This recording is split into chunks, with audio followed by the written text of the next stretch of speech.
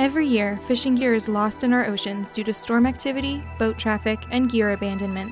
Derelict fishing gear haunts our oceans, catching all kinds of marine animals in its path. This is called ghost fishing, and it is a global problem. Everyone is impacted by ghost fishing, and there are many players involved in finding a solution. Here's one perspective.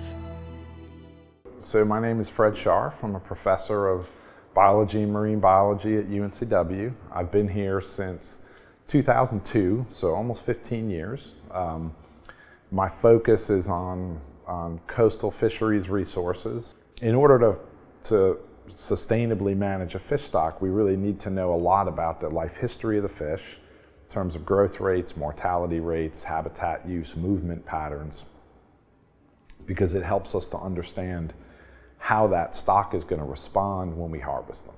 And so we work a lot with commercial fishermen, recreational fishermen, to help us understand how they're interacting with fish stocks and how our research is going to inform our ability to manage them. So my experience with fishing nets is extensive, I would say. We use nets a lot for our research, and gill nets have become a major gear that we use to sample certain life stages.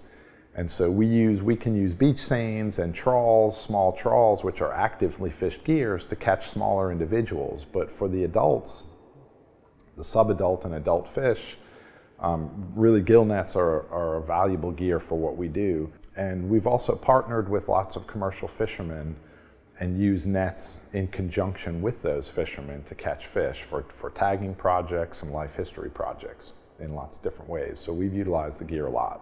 So ghost fishing is a problem because it creates what's called a cryptic source of mortality. It's a source of mortality that we have trouble, we can't quantify it very well.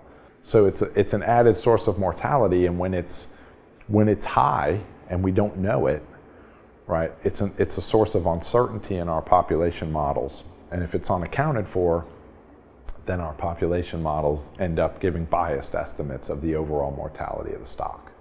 You know, we don't tend to see a lot of it, primarily because the state has a pretty good program to try to remove that gear on a regular basis, mostly through the Marine Patrol agents that are out there.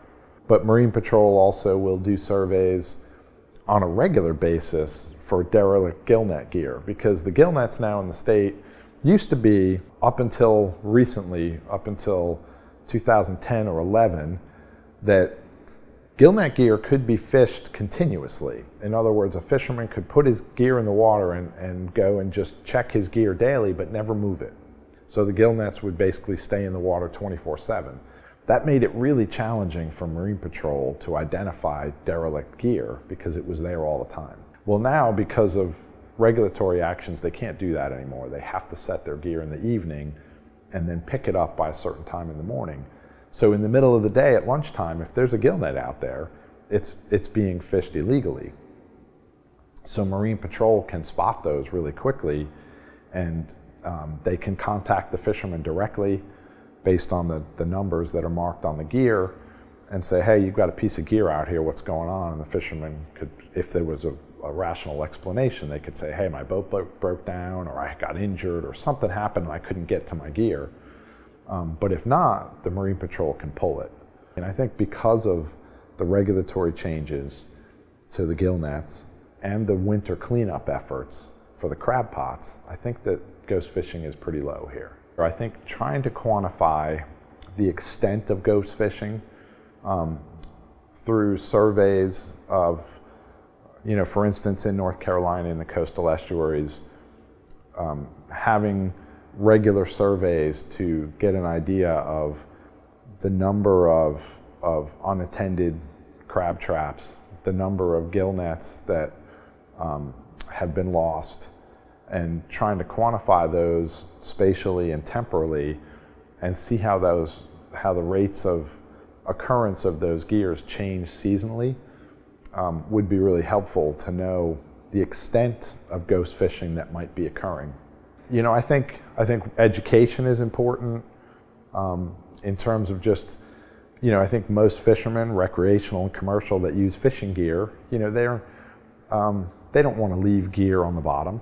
gear costs money, whether you're a recreational or commercial fisherman, it costs money when you lose gear. But just constantly educating them about the potential problems that it can cause so that they're less likely to abandon gear. If they can retrieve it and remove it, they will.